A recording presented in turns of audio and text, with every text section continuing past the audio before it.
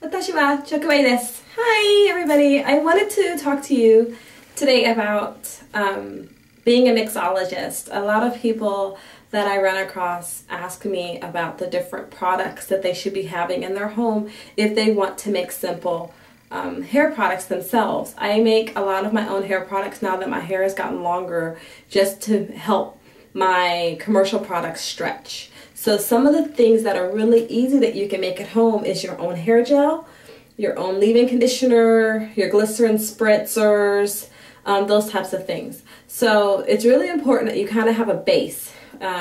Just like a makeup artist would have a kit that they would take that has all the essentials that they need, I feel like every natural hair woman should also have a natural hair kit. So I'm going to talk to you today about some of the things that should be in your natural hair kit, and we'll go through them one by one. The most important thing you're going to need if you're going to be making simple things like your own shea aloe mix, your own conditioners, that kind of thing, are butters. Some people do not like butters in their hair and some do. I have really thick hair. My hair loves butters. My daughter has extremely thin and fine hair and her hair loves butters too. But I have heard in the past that butters may feel a little heavy for some people. One of the most popular butters is shea butter. Shea butter can have a tendency to be waxy, so you don't want to get the kind at the typical beauty supply store that's like that bright orangey yellow that looks like Kraft macaroni and cheese. When you're putting that into your mix, it does make your mix waxy because it's not a really good quality shea butter. I have found that just going to my local African shops here in town has a really great quality shea butter. One thing you want to keep in mind also, if you don't have an African shop in your area, is you can order them online, but try to order them from a company that's reputable.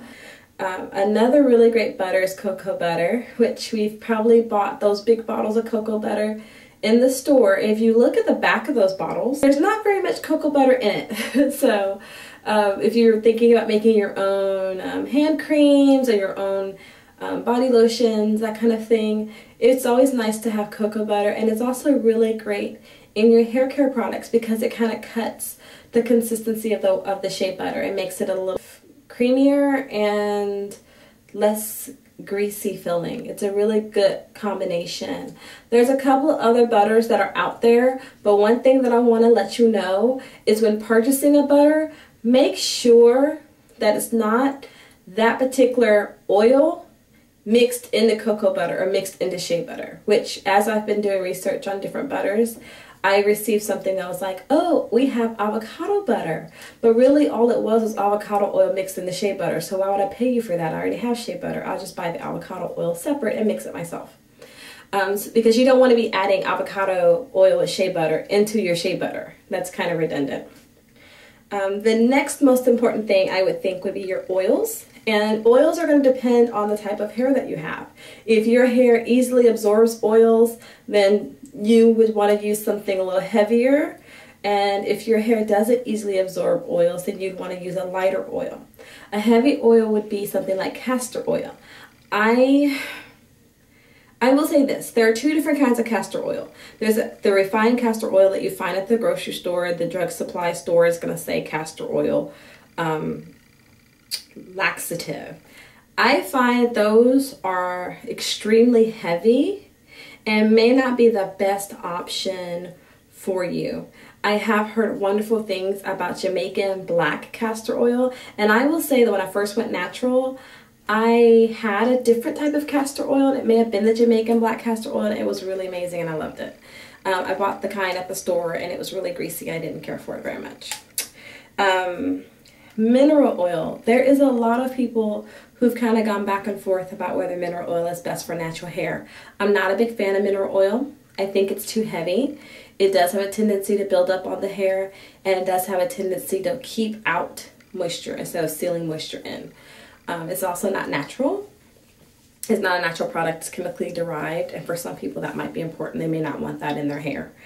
Another really great oil that is my all-time favorite is the extra virgin olive oil, and literally you could just get this at the grocery store. It doesn't have to be anything special. It does not have to be the $45 olive oil. I actually buy olive oil that's like $3. I love it. My hair loves it. I was buying more expensive olive oil. My hair didn't like it as much. So you have to find the oils that's best for your hair. Another thing that I mentioned earlier that I'm going to mention again is avocado oil. Avocado oil is very, very good for you. It has vitamin A, B1, B2, vitamin D, and vitamin E in it. And everyone knows vitamin E is great for your hair and your nails and your skin. It's you want to make sure that you're getting unrefined avocado oil, and it will be kind of green in consistency because it has beta carotene in it. But if you're getting anything other than that, then you're pretty much wasting your money. Another really light oil, if you have very, very fine hair, you don't want anything that's going to build up and be greasy, is grapeseed oil. It's a great option for you if you want to kind of still put oil in your hair, but you don't want to be weighed down. An oil that is extremely expensive, but a lot of people like it, is argan oil. It actually repairs your hair, and it keeps your hair from being brittle. It has vitamin E in it, and it strengthens the hair. And but you want to be careful not to get an argan oil mix. You don't want an argan oil that has like 4 other oils in it, because you're not really getting what you're paying for. Go ahead and buy a smaller bottle and just get the good stuff. And of course, jojoba oil. People like jojoba oil because it's very similar to the hair's natural cerebellum. The difference is that jojoba oil just absorbs a little easier into the hair and into the hair shaft. The next important thing that you're going to have in your natural hair kit is a humectant. There is a lot of discrepancies about humectants. Should I use it in the summertime? Should I use it in the winter? Can I use it in the winter if I'm going to be in a drier winter season? If you are using humectants in the winter, just make sure that whatever you're putting it in has water in the mix. You never want to pour glycerin or honey into your hand and rub it into your hair. That doesn't make any sense anyway.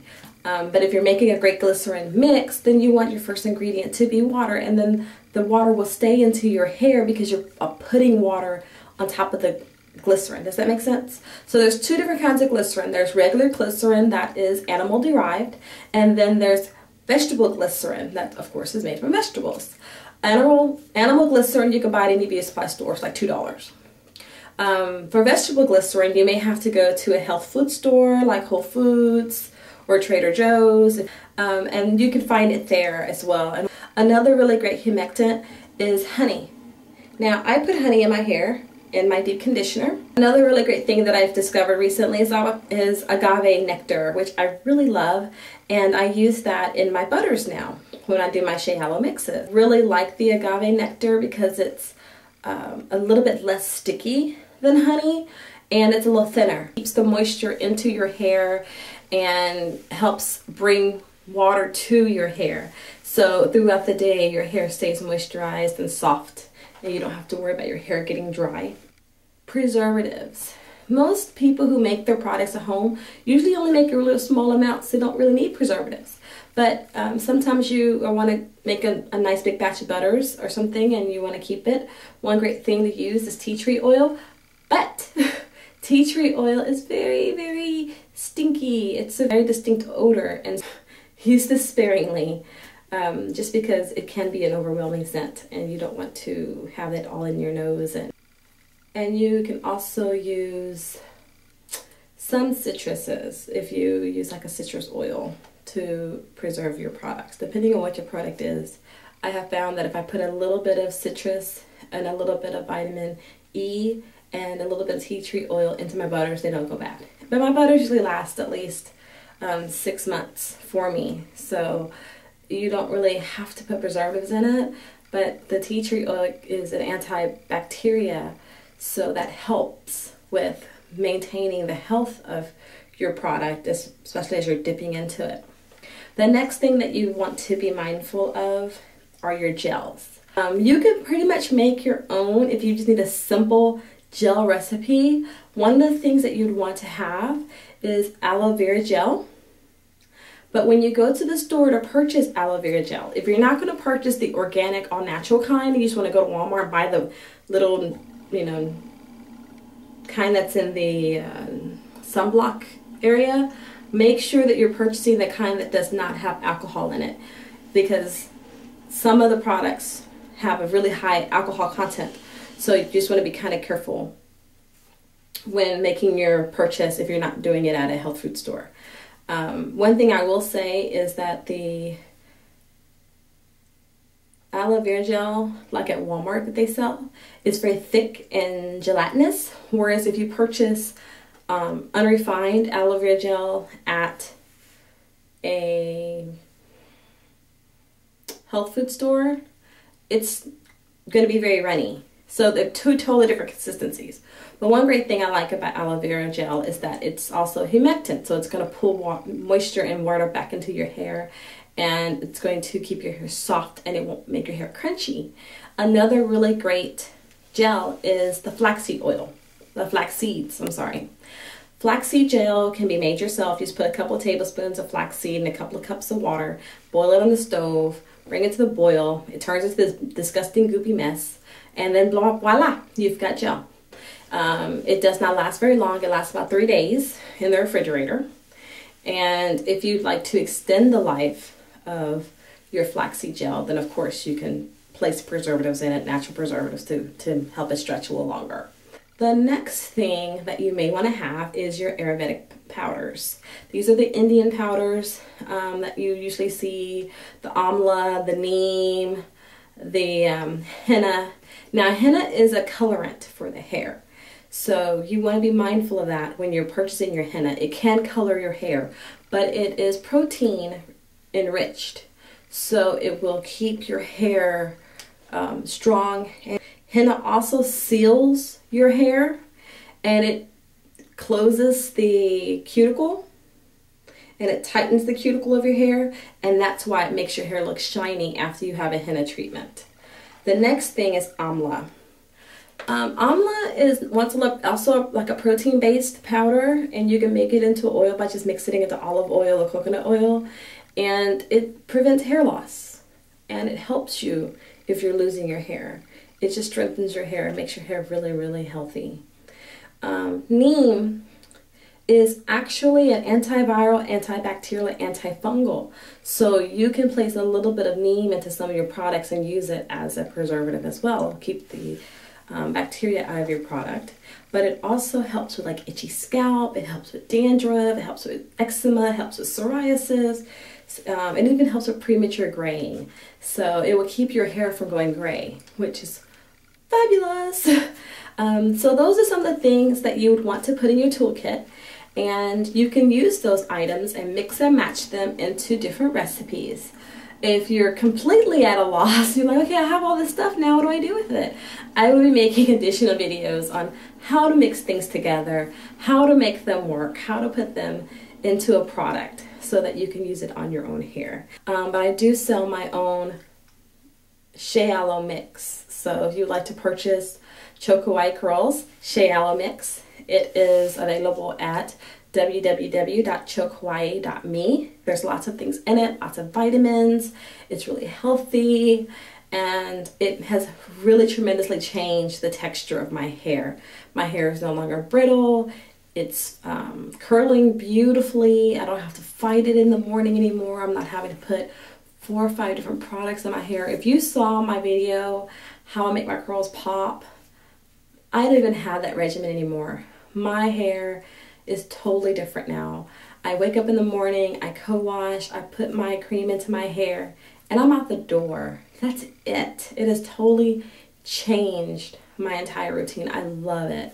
So we'll be back with a couple more videos. If you have any questions, please feel free to leave the comments below and I'll answer them as they come in. So I look forward to completing this series of videos with you and kind of going through your journey with you and teaching you about being more self-sufficient and being a better mixologist for yourself so that you don't have to be a product junkie.